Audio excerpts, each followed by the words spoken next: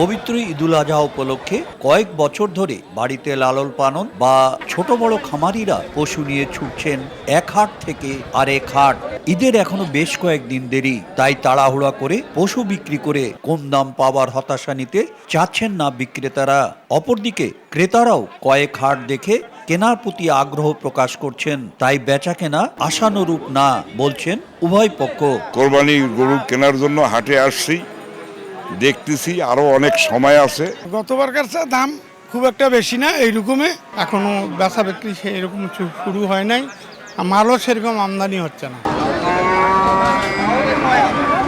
নীলফামারীতে যতগুলো গরুর হাট রয়েছে তার মধ্যে অন্যতম বড় গরুর হাট সদর উপজেলার ঢেলাপীর গরুর হাট। সড়ক পথে যোগাযোগ ব্যবস্থা ভালো থাকার কারণে জেলার সবকটি উপজেলা ছাড়াও রংপুর ও দিনাজপুর জেলার আশপাশ উপজেলা থেকে কুরবানির পশু বিক্রির জন্য আসে এই হাটে। সকাল থেকে বিভিন্ন যানবাহনে বা পায়ে হেঁটে গরু নিয়ে আসা শুরু করে বিক্রেতারা। দুপুর নাগাদ কয়েক হাজার পশুতে ভরে যায় হাট। খোলামেলা বিশাল চত্বর জুড়ে হাটে রয়েছে হাট কর্তৃপক্ষের পরিপাটি সুন্দর ব্যবস্থাপনা ও নিরাপত্তা ব্যবস্থা। ক্রেতারা অসুস্থ পশু কিনে যাতে না ঠকে সেজন্য পশু সম্পদ বিভাগ ডাক্তার নিয়োগ দিয়েছে।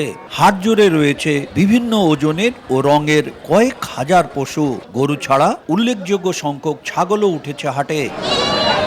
হাটে সকাল থেকে পশু আসা শুরু করলেও বেচাকেনা শুরু হয় দুপুরের পর থেকে। ক্রেতা সমাগম থাকলেও বেচাকেনা তেমন একটা জমে ওঠেনি। দাম বলতেছে 1,60,000 65,000।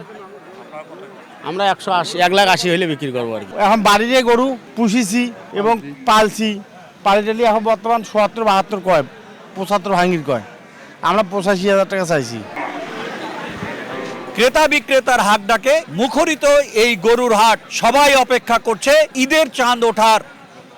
শাকির হোসেন বাদল, সবাই সংবাদ, নীলফামারী।